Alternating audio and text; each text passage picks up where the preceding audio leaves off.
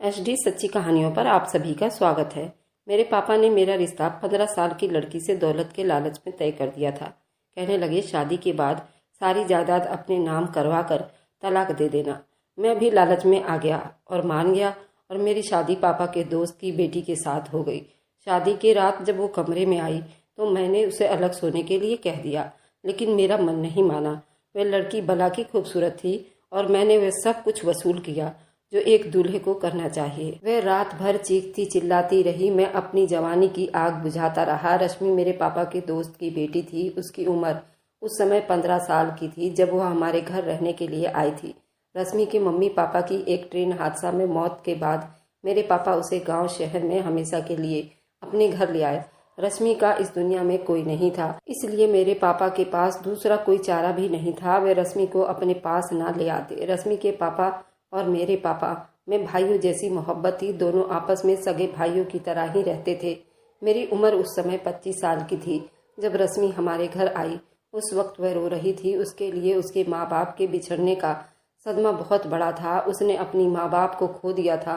मैं उसे पहले तो अपनी छोटी बहन की तरह समझता था, इसलिए उसके इस गम के मौके पर उसे गले लगाकर तसल्ली देने लगता, उसके आंसू पोंछता, उससे कहता कि तुम मेरी माँ को अपनी माँ समझ लिया करना। जब वो अपनी माँ को याद करके सिसकियां भर भर कर मम्मी मम्मी पुकारती तो मेरा और मेरी माँ का दिल फट जाता।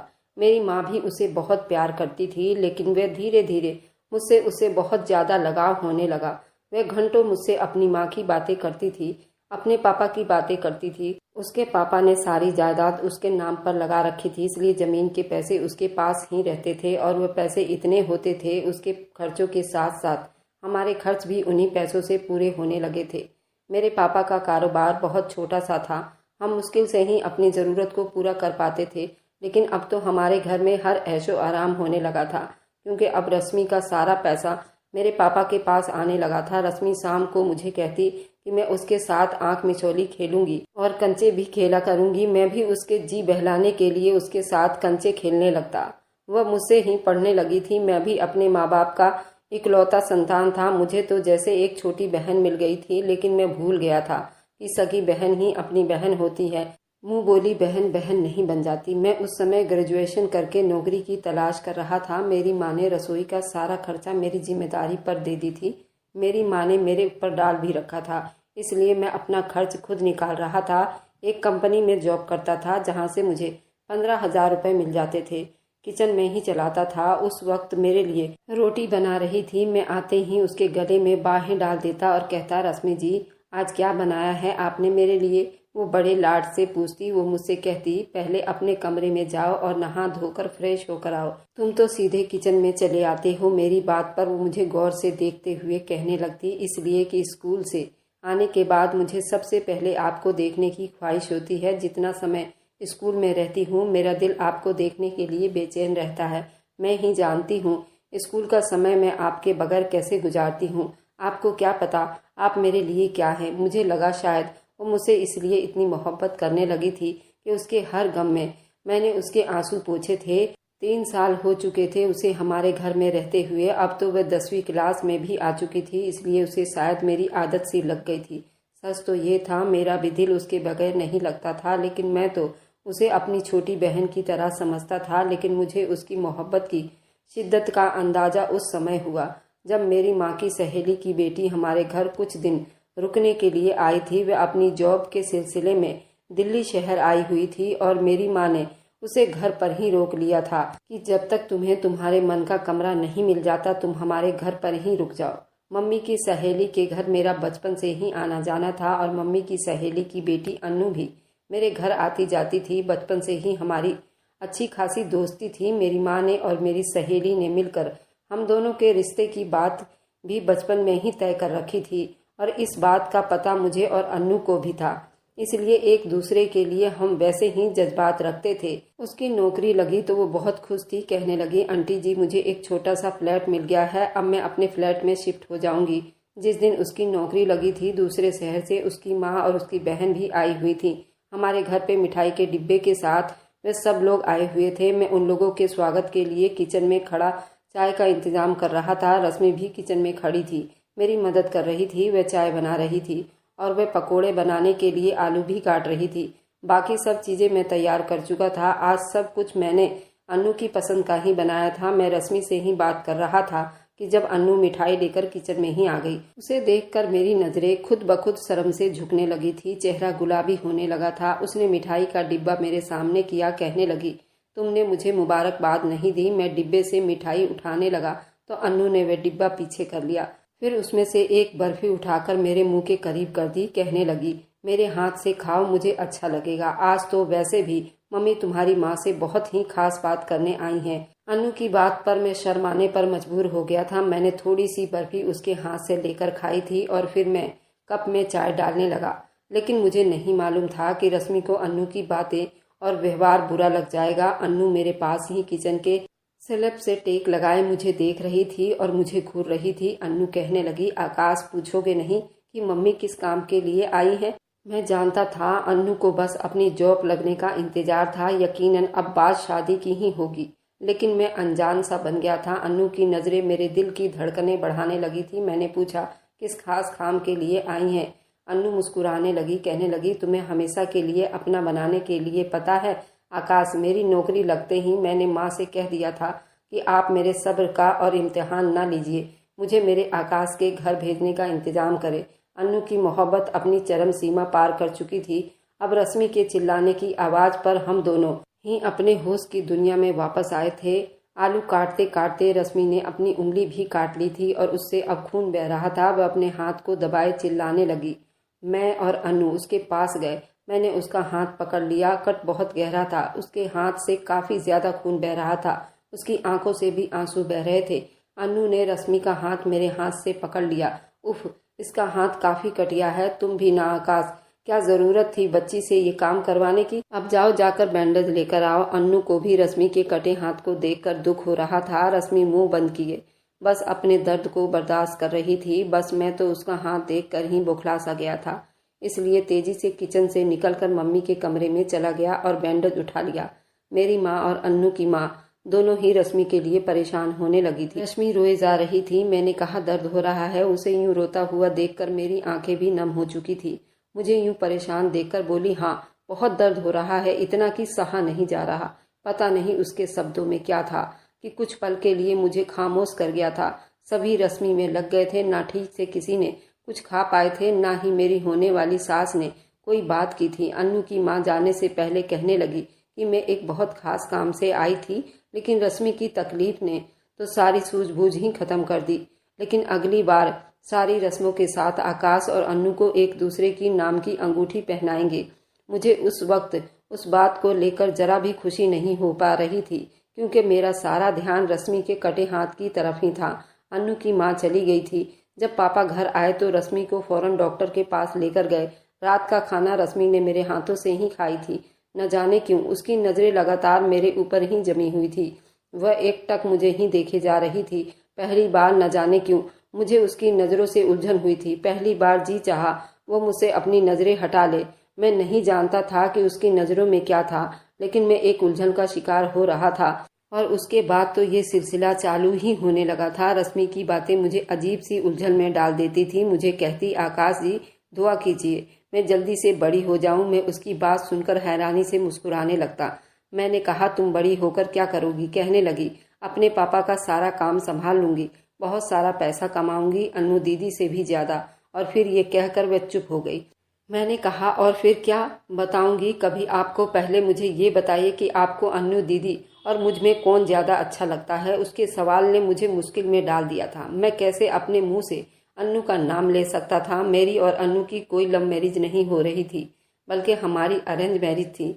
मैंने कहा, रश्मि ये कैसा सवाल है? तुम मेरे लिए छोटी बहन जैसी हो और अन्नू मंगेतर है मेरी। लेकिन वे जिद पर अड़ी हुई थी। कहने लगी कि मुझे बताओ कि हम दोनों में से आपको सबसे ज़्यादा कौन पसंद है? मैं उसके सामने अन्नू का नाम नहीं ले सकता था, इसलिए कह दिया कि तुम मुझे बहुत अच्छी लगती हो, अन्नू से भी ज़्यादा। ये बात मैंने ऐसे ही मजाक में कही थी, जैसे कोई बड़ा भाई छोटी बहन से कह देता है, उसका मन बहलाने के लिए। मेरी बात सुनकर उसका चेहरा खिल उठा था। कहने लगी, मैं जानती थी कि जब मैं आपको इतना चाहती हूँ तो कैसे मुमकिन है आपको मुझसे मोहब्बत ना हो। उसकी बात मुझे इतनी बुरी नहीं लगी थी जितनी उसकी नज़रों की बेबाकी ने मुझे हड़बड़ाने पर मजबूर कर दिया था। मैंने हमेशा उसे छोटी बहन ही समझा था, इसलिए उसके बारे में ऐसा सोच भी नहीं सकता था।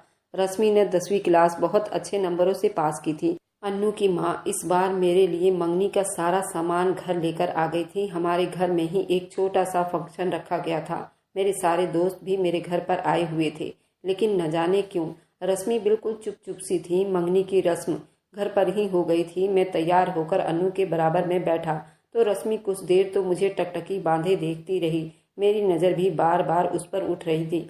उसकी आंखें न जाने क्यों लाल होने लगी थी। और अब अन्नू ने मुझे अंगूठी पहनाने के लिए मेरा हाथ थामा तो रश्मि तेजी से वहां से चली गई। मैं जानता था उसे मेरे जाने का दुख है।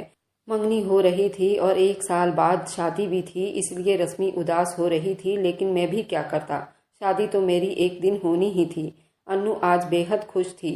मेरे कान के करीब होकर बातें करने लगी। जितना तुम आज खूबसूरत लग रहे हो, क्या ख्याल है मंगनी के बजाय सीधा शादी कर लेते हैं, 7 फेरे ले लेते हैं। कसम से आकाश, आज तो नींद आना मुश्किल है। उसके खुमारी भरे शब्दों को सुनकर मेरे भी जज्बात हिचकोले मार रहे थे। मेरा चेहरा खुद ब खुद शरारत करने के लिए बेताब था। मुझे अन्नू अच्छी लगती थी, लेकिन उसके इजहार मोहब्बत ने मेरे अंदर हलचल सी मचाना शुरू कर दी थी। सब मेहमान जा चुके थे। अब अन्नू की फैमिली जाने लगी तो अन्नू की बहन ने मुझे अलग से गिफ्ट पैक करके दिया। कहने लगी, अन्नू दीदी तो आपकी दीवानी हो गई हैं। उसका तो बस नहीं चलता, क्या कुछ आपके लिए खरीद ले। ये भी उसी ने दिया है। आपके लिए गोल्ड की चेन है जिस पर अन्नू लिखा है, और मुझसे कहा है कि आकाश से कहना हर वक्त इसे पहन कर रखें। मैं भी शर्माते हुए अपनी साली से वह पैकेट लेकर अपने कमरे में आ गया। वे लोग जा चुके थे। मैं बहुत खुश था। वह चैन भी अपने गले में पहन लिया। एक लड़के के लिए शायद बहुत खुशनसीबी की बात होती है कि उसकी होने वाली पत्नी उसे इतनी चाहती हो। अभी मैं वह चैन अपने गले में पहन रखा था जब अन्नू की कॉल आने लगी। मैंने मुस्कुराकर उसका फ़ोन उठाया था। अब तो अन्नू की बातें मेरा चैन चुराने लगी थी। वह अपनी बेकरारियों का जिक्र मुझसे करने लगी थी। उसकी बातों का जादू था कि मैं रश्मि को नज़रअंदाज कर गया था। हालांकि मैं जानता था वह अपने कमरे में बैठी रो रही होगी, लेकिन इस वक्त मुझे अन्नू की बातों में दिलचस्पी थी। अन्नू कहने लगी, मुझसे ये सब्र का इम्तिहान नहीं दिया जाता। मैं तो माँ से कहने लगी हूँ कि कुछ महीने बाद ही शादी की तारीख कर लेते हैं, वरना मैं आकाश के साथ ही कहीं भाग जाऊंगी। अभी मैं अन्नू से बात ही कर रहा था कि मुझे शोर की आवाज़ सुनाई दी थी। कांच के टूटने की आवाज़ आने लगी। मैंने फौरन फ़ोन बंद किया और कमरे से बाहर आ गया। शोर रश्मि के कमरे से आ रहा था। मम्मी पापा भी मंगनी के फंक्शन से थके हुए थे और अपने कमरे में सो चुके थे। अब रश्मि के कमरे का शोर सुनकर वह भी आंगन में आ गए थे। मेरे पापा ने रश्मि का दरवाजा बजाना शुरू कर दिया, लेकिन उसने दरवाजा नहीं खोला, बल्कि चीख चीख कर रो रही थी। अपने कमरे में मौजूद कांच की चीजों को पटक पटक कर तोड़ रही थी। कह रही थी, मैं आज खुद को खत्म कर लूंगी। आप लोग मेरे आकाश जी को मुझसे जुदा कर देंगे। ये सुनकर तो मेरी रंगत ही उड़ गया था। कहीं वह खुद को कुछ कर न बैठे। मैंने दरवाजा खटखटाया। मैंने उसे अपनी कसम देकर कहा कि दरवाजा खोलो। कहने लगी, नहीं खोलूंगी। आपको मुझसे प्यार नहीं है, तभी तो मुझे छोड़कर जा रहे हो। जब मैं मर जाऊंगी तो शौक से शादी कर लीजिएगा। उसकी बातें जुनून देखकर मेरे होश उड़ गए थे। मम्मी पापा भी हैरान परेशान खड़े थे। अभी भी यही समझ रहा था कि उसे मेरे दूर जाने का दुख है। मेरे बाद वह अकेली हो जाएगी। उसे एक दोस्त, एक भाई की जरूरत थी, लेकिन मैं गलत था। ये जुनून, ये मोहब्बत भाई बहन का, ये दोस्त वाली नहीं थी, बल्कि ये जुनून कुछ और ही था। वह अंदर से चिल्लाकर बोली, सारी दुनिया को आग लगा दूंगी, खुद को खत्म कर लूंगी। नहीं जीना मुझे अपने आकाश जी के बगैर। उसकी बातें सुनकर मेरी माँ भी रोने लगी थी। उसके जुनून का ये रंग हमने आज पहली बार देखा था। उसका दिल इस वक्त बहुत तेजी से धड़क रहा था। कहने लगी, उतार कर फेंक दो वह अंगूठी। वह औरत होती कौन है आपसे शादी करने वाली? किसी छोटे बच्चे की तरह वह फूट फूट कर मेरे साथ लगकर रो रही थी। मेरी माँ आगे बढ़ी और रश्मि को मुझसे दूर किया और अपने सीने से लगा लिया और मेरी माँ के साथ मिलकर रोने लगी। भगवान के लिए आंटी जी, मुझे इतना बड़ा दर्द मत दीजिए। मेरे माँ बाप को तो भगवान ने मुझसे छीन लिया, मेरे आकाश को मुझसे मत छीनो। मेरी माँ उसे हिलाने लगी और मुझे अपने कमरे में जाने का इशारा कर दिया। मैं वापस अपने कमरे में चला गया था। मैं तो इस तरह परेशान था कि बता नहीं सकता। हो क्या गया था रश्मि को, क्यों इस तरह रिएक्ट कर रही थी। अभी मैं इसी उलझन में था कि मेरा मोबाइल बजने लगा। मैंने फ़ोन देखा तो अन्नू की कॉल थी। मैं उस वक्त इतनी दिमागी उलझन का शिकार था कि अन्नू से कोई रोमांटिक बात नहीं कर सकता था। मैंने यही सोचा कि उससे कह दूं कि मुझे नींद आ रही है, किसी और दिन बात करूंगा। लेकिन मेरे फ़ोन उठाते ही वह भड़क उठी, कहने लगी, कब से तुम्हें लगातार फ़ोन कर रही हूँ, अचानक से फ़ोन बंद करके कहाँ चले गए थे। पहली बार उसके कहने का अंदाज इतना सख्त था, उसे मैं क्या बताता, मैं किस उलझन में फंसा हुआ था। मैंने कहा मम्मी की तबीयत अचानक से खराब हो गई थी, मुझे उससे झूठ बोलना पड़ा। यही बहाना मुझे उस वक्त बहुत सही लगा था। ये सुनकर अन्नू चुप हो गई, फिर अपने व्यवहार पर माफ़ी मांगने लगी और माँ के हाल चाल पूछने लगी। मुझसे फिर से प्यार भरी बातें करने लगी, लेकिन मैं दिमागी तौर पर बहुत परेशान हो चुका था। एक तरफ अन्नू जल्दी शादी पर अड़ी हुई थी, दूसरी तरफ रश्मि इस सच्चाई को स्वीकार करने के लिए तैयार नहीं थी। मैं हमेशा उसके पास नहीं रह सकता था, आखिर मुझे कभी न कभी तो शादी करना ही था। सच तो ये था कि मैं भी अन्नू से बेहद मोहब्बत करने लगा था। बंधन ही कुछ ऐसा था, वह मेरी मंगेतर थी, फिर मुझे चाहती भी थी।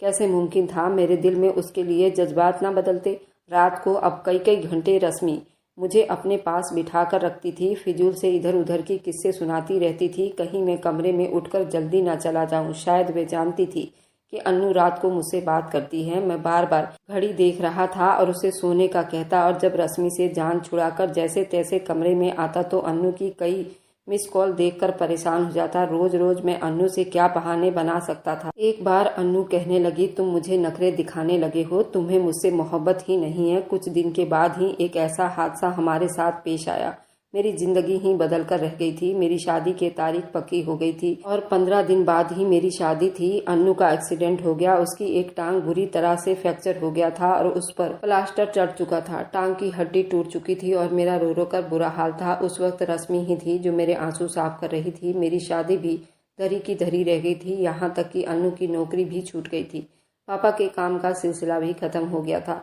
जब से रश्मि के पापा की जमीनों के पैसे आने लगे थे, पापा ने अपने काम पर ध्यान देना छोड़ दिया था। अन्नू की टांग का ऑपरेशन करवाना बहुत जरूरी था, लेकिन अन्नू के हालात ऐसे नहीं थे। फिर पापा ने सोचा कि अगर रश्मि अपनी जमीनों का कुछ हिस्सा बेच दे तो उसे अन्नू के ऑपरेशन भी हो जाएगा और मेरी शादी भी। लेकिन समस्या ये थी कि वे 18 साल की अभी नहीं हुई थी। लेकिन अगर उसकी शादी किसी बालिग लड़के से हो जाती तो वसीयत के हिसाब से वह लड़का रश्मि के जायदाद का मालिक बन जाता और रश्मि की इजाजत से प्रॉपर्टी बेची जा सकती थी। इसलिए जब ये बात मुझसे मेरी माँ ने कही तो मैं हैरानी से समुंदर में गोते खा रहा था। मैंने कहा, माँ ये आप क्या कह रही हैं? मैं उसे बहन समझता हूँ, ऐसा हरगिज नहीं कर सकता। मम्मी ने कहा, दूसरा कोई रास्ता नहीं है हमारे पास। अन्नू का ऑपरेशन बहुत जरूरी है, जिस पर लाखों रुपए चाहिए। अगर समय से अन्नू का ऑपरेशन नहीं हुआ तो उसकी टांग खराब हो सकती है और डॉक्टर को टांग भी काटनी पड़ सकती है। मैंने कहा, रश्मि भी मुझे अपना भाई समझती है, वह कभी भी मुझसे शादी के लिए राजी नहीं होगी। आप क्यों हमारा इम्तिहान ले रही हैं? और फिर मैं रश्मि से पूरे 15 साल बड़ा भी हूँ। मम्मी कहने लगी, बस कागजी शादी करनी है, सिर्फ शादी के पेपर पर साइन करने हैं, जिससे कि वकील को दिखा सके कि तुम और रश्मि पति पत्नी हो। उसके बाद तुम्हें पावर ऑफ अटर्नी मिल जाएगा तो हमारे सारे प्रॉब्लम हल हो जाएंगे। मैंने कहा, अन्नू कभी भी ये बर्दाश्त नहीं करेगी। मम्मी कहने लगी, वह खुद ब खुद मजबूर है, उसे सब बता दिया है और उसे इस बात पर कोई एतराज नहीं है।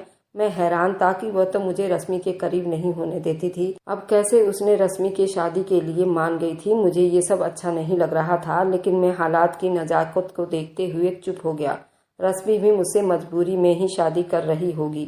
इस वक्त 17 साल की थी और मैं 27 साल का। रश्मि के साथ शादी मैंने बहुत ही सादगी से की थी, क्योंकि ये सिर्फ कागजी शादी थी, उसके अलावा और कुछ नहीं। लेकिन शादी के तीसरे दिन ही रश्मि मुझसे कहने लगी, आकाश जी तैयारी कर लो, हम गांव जा रहे हैं। मैंने कहा, गांव क्यों? कहने लगी कि जमीनों का काम वहीं जाकर होगा। मेरे पापा भी गांव जाने को तैयार थे ताकि रश्मि का सब कुछ मेरे नाम करवा लें और जमीनों का कुछ हिस्सा बेचकर अन्नू के ऑपरेशन करवा सकें।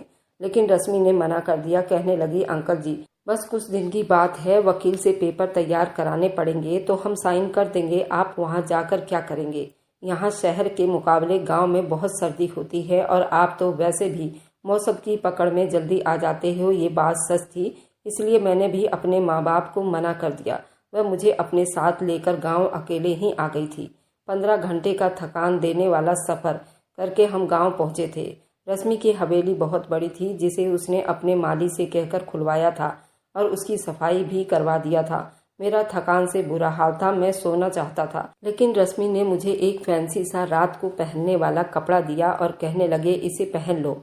मेरे गांव के कुछ जाने पहचानने वाले तुमसे मिलने आने वाले हैं। वो मेरे दूल्हे को देखना चाहते हैं। उसके कहने पर मैंने वे कपड़ा पहन लिया था। उसके बहुत से गांव वाले मिलने आए थे। रात तक मैं थकान और नींद से बेहाल हो चुका था, इसलिए अपने कमरे में चला गया।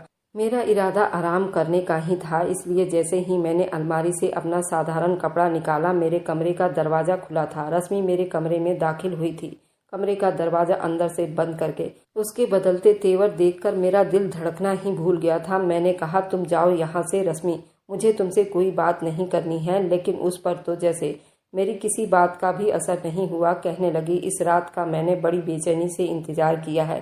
कैसे मुमकिन है मैं आपको छोड़कर चली जाऊं? शादी की है मैंने आपसे, 7 फेरे लिए हैं आपके साथ, मुझे मेरा हक चाहिए। ये कहकर वो मेरी बाहों में आकर गिर गई। उसकी गरम गरम सांसें मेरे चेहरे पर पड़ने लगी थी। मुझे अपना आप जलता हुआ महसूस हो रहा था। मैं उसके अपनी बाहों से दूर करना चाहता था, लेकिन वह मुझे मजबूती से पकड़े हुए थी। मैंने कहा, तुम जानती हो ये शादी मेरी मजबूरी की शादी थी। मैं तो अन्नू से प्यार करता था। मेरे होठों पर उसने अपना हाथ रख दिया, मेरी बात को पूरी होने से पहले रोक दिया था। कहने लगी, मेरे पति हो तुम, तुम्हारे मुंह से अब मैं किसी गैर औरत का नाम ना सुनूं। ये कहकर वो मुझे बेड पर धक्का देकर मुझे चिपट गई थी और अपना साड़ी का पल्लू अपने ऊपर से हटा चुकी थी। कहने लगी, आकाश, मैं तुमसे इतनी मोहब्बत करती हूँ, इस बात का अंदाजा तुम्हें नहीं है।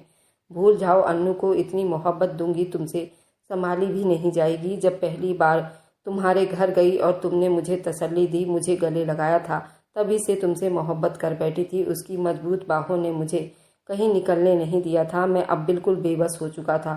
सुबह मैं अपनी किस्मत पर आंसू बहा रहा था। जिसे आज तक मैं बच्ची समझकर प्यार करता रहा, उसकी बेवकूफ़ियों को बच्ची समझकर नज़रअंदाज करता रहा। वो मुझे भाई समझती ही नहीं थी। वह जब से हमारे घर आई थी, मेरी मोहब्बत को गलत अंदाज से ले रही थी। उसकी मोहब्बत मेरे लिए वे जज्बात रखती थी जो एक आम लड़की किसी मर्द के लिए रखती है। रात भर में उसने मुझे ये समझा दिया था कि वह मेरी क्या लगती है। उसने अपना हाथ जानबूझकर काटा था ताकि अन्नू मुझसे दूर रहे। मेरी मंगनी पर हंगामा भी उसने किया था, मुझे अन्नू से दूर कर सके। मैं उसके साथ वह सब हद पार कर गया था जो मुझे नहीं करना चाहिए था। अन्नू तो मुझे अब कभी भी स्वीकार नहीं कर सकती थी। रश्मि कहने लगी, कसूर तुम्हारा भी है आकाश। क्यों तुमने मुझे कभी भी अपने करीब आने से मना किया? मुझ पर कभी कोई हद नहीं लगाई, इसलिए मुमकिन ही नहीं था कि मैं आपको किसी और का होने देती। मैं रो रहा था इसलिए कि मैंने मोहब्बत सिर्फ अन्नू से की थी, लेकिन शारीरिक संबंध रश्मि से निभाया था। अब ये सोच रहा था, उसकी बात ठीक थी, वह इतना बच्ची भी नहीं थी। मैंने उसे अपने करीब आने दिया था। मैंने जब अपने पापा को सारी बात बताई तो वह भी हैरान रह गए थे। उन्होंने रश्मि से बात की और उसे बहुत बुरा लगा। कहने लगे कि तुम हमारे एहसानों को भूल गई। जब तुम्हारा कोई नहीं था तो हमने तुम्हें सहारा दिया था। पापा तो मुझसे कहने लगे कि अभी के अभी तुम वहाँ से फौरन शहर आ जाओ और कोर्ट के जरिए मैं तुम्हें रश्मि से डिवोर्स दिलवा दूंगा। लेकिन जब मेरी माँ को सब बात पता चला तो उन्होंने मुझे फ़ोन पर समझाया कि आकाश, जो हो गया उसे भूल जाओ। अब तुम्हारी पत्नी रश्मि है और उसी को स्वीकार करो। जो रिश्ता तुम दोनों के बीच में बन चुका है, उसके बाद अन्नू भी तुम्हें स्वीकार नहीं करेगी और तुम समाज के सामने बदनाम हो जाओगे और शायद तुम्हें रश्मि रेप केस में जेल भी डाल सकती है। और फिर रश्मि तुमसे मोहब्बत करती है, तुम्हारे मोहब्बत में ही उसने ये सब कुछ किया है। अपने दिल से अन्नू को निकाल दो और रश्मि को दिल से स्वीकार कर लो। मैंने फ़ोन काट दिया। मेरी आंखों से आंसू बह रहे थे और अब मैं बैठा सोच रहा था, ये सब पल भर में क्या हो गया, क्या करने चला था और क्या हो गया। लालच बुरी बला होती है। हमने रश्मि को बच्ची समझकर उसको धोखा देना चाहा था और उसकी दौलत को हड़पना चाहा था। शायद हम बिल्कुल गलत थे। रश्मि के साथ तो ऊपर वाले ने इंसाफ कर दिया था। अगर आपको आज की कहानी पसंद आई है तो वीडियो को ज़रूर लाइक कीजिएगा और अपने दोस्तों के साथ शेयर भी कीजिएगा। और हाँ, अगर आपने अभी तक हमारे चैनल को सब्सक्राइब नहीं किया है तो ज़रूर सब्सक्राइब कर लीजिए। मिलते हैं हम अपनी कल की एक नई दिलचस्प कहानी के साथ। मुझ पर सदा अपना प्यार और स्नेह बनाए रखें। सभी को मेरा प्यार भरा नमस्कार दोस्तों।